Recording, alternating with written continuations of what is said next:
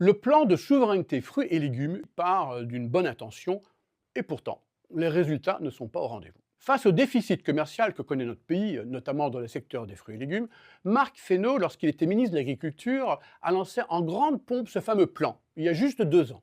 Son objectif, diminuer notre dépendance à nos importations de fruits et de légumes pour améliorer notre balance commerciale.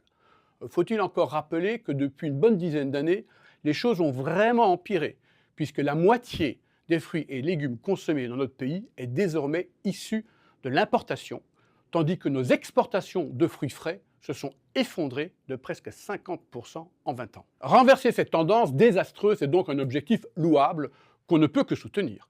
Et le ministre y a mis les moyens. En effet, une enveloppe de 200 millions d'euros a été débloquée.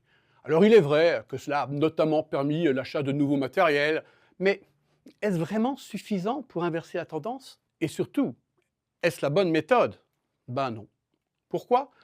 Parce que c'est comme si, dans une compétition de Formule 1, on avait décidé d'investir dans un nouveau moteur ultra performant tout en enlevant les roues de la voiture. Pas certain qu'on puisse aller très loin ainsi. Alors non, ça ne sert pas à grand-chose de mettre plus d'argent si en même temps on interdit à nos producteurs de produire dans les mêmes conditions que leurs collègues européens. Donc d'accord pour investir, mais ce qu'il faut faire d'abord, et qui ne coûte rien à personne, c'est de revenir sur toutes les contraintes franco-françaises que subissent nos producteurs.